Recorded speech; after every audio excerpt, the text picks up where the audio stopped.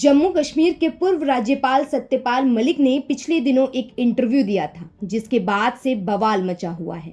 उन्होंने इसी इंटरव्यू में पुलवामा आतंकी हमले में जवानों की शहादत के लिए सीधे पीएम मोदी की सरकार को कटघरे में खड़ा कर दिया था, जिसके बाद अब सीबीआई उनसे पूछताछ करने वाली है। लेकिन पूछताछ से पहले ही अब जम्मू कश्मीर के पूर्व राज्यपाल पुलिस स्टेशन में हैं, जिसके बाद से विपक्षी पार्टियां लगातार मोदी सरकार पर हमला बोल रही है। सत्यपाल मलिक को सीबीआई का नोटिस आने के बाद आम आदमी पार्टी के मुख्यमंत्री अरविंद केजरीवाल ने ट्वीट करते हुए लिखा कि पूरा देश आपके साथ है। खौफ के इस दौर में आपने बहुत साहस दिखाया है सर। वो कायर है, सीबीआई के पीछे छिपा है। जब जब इस महान देश पर संकट आया, आप जैसे लोगों ने अपने साहस से उसका मुकाबला किया। वो अनपढ़ है, भ्रष्ट है, गद्दार है। वो आपका मुकाबला नहीं कर सकता सर, आप आगे बढ़ो। वहीं कांग्रेस ने ट्वीट करते हुए लिखा कि आखिर पीएम मोदी से रहा न गया। सत्यपाल मलिक जी ने देश के सामने उनकी कलई खोल दी। अब सीबीआई ने मलिक को बुलाया है, ये तो होना ही था। हालांकि सत्यपाल मलिक ने एक टीवी चैनल से बात करते हुए साफ कहा कि सीबीआई से उन्हें कोई नोटिस नहीं आया है। सीबीआई उनसे पूछताछ के लिए 28 तारीख के बाद उनके घर आने वाली है। वहीं जिस ट्विटर अकाउंट में सीबीआई के नोटिस की बात कही गई है, वो सत्यपाल मलिक का अकाउंट नहीं है। इसका खुलासा भी फिट एंड फैक्ट ने किया है। सत्यपाल मलिक के फेक अकाउंट में ट्वीट करते हुए लिखा गया था कि मैंने सच बोलकर कुछ लोगों के पाप उजागर कर दिए हैं, इसीलिए मुझे बुलाया गया है। मैं किसान का बेटा हूँ, घबराऊंगा नहीं, सच्चाई के साथ खड़ा रहूंगा। तो चलिए सबसे पहले आपको बता दें कि आखिर किस मामले में जम्मू कश्मीर के पूर्व राज्यपाल सत्यपाल मलिक से सीबीआई पूछताछ करेगी। इंश्योरेंस स्कैम के मामले में सीबीआई उनसे पूछताछ करने वाली है। सत्यपाल मलिक ने 2021 के अक्टूबर महीने में राजस्थान के झुंझुनू में एक बयान दिया था। उसी बयान में स्पष्टीकरण के लिए उनसे पूछताछ की जाएगी। उन्होंने कहा कि कश्मीर जाने के बाद मेरे पास 2 फाइल आई थी। एक अंबानी की फाइल थी, दूसरी आरएसएस से जुड़े शख्स की, जो महबूबा मुफ्ती और बीजेपी की गठबंधन वाली सरकार के मंत्री थे।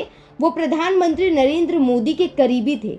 इन फाइल के आने के बाद मुझे सचिवों से जानकारी मिली कि इसमें घोटाला है, जिसके बाद मैंने दोनों फाइल्स को रद्द कर दी। राजस्थान में सत्यपाल मलिक ने बताया कि उन्हें फाइल पास करने के लिए मोटी रकम घूस के तौर पर देने की कोशिश की गई।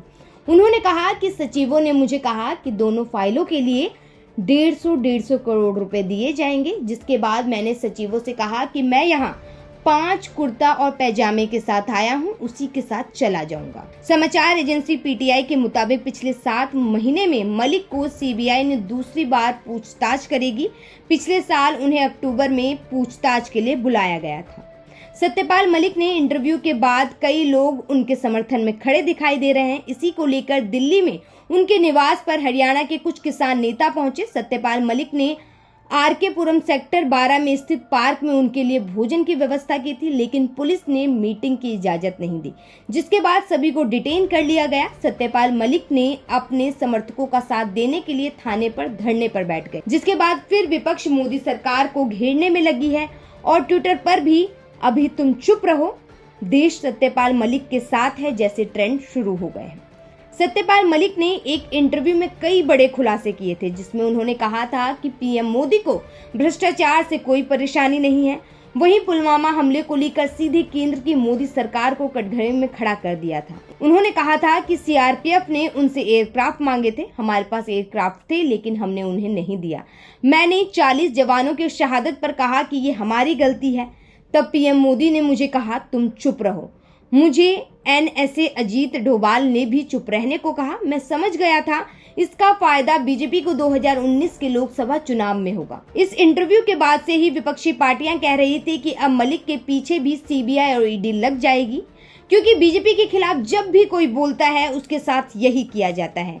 उसके बाद ही सीबीआई का पूछताछ के लिए समय मांगना केंद्र की मोदी सरकार को सवालों के घेरे में खड़ा करता है।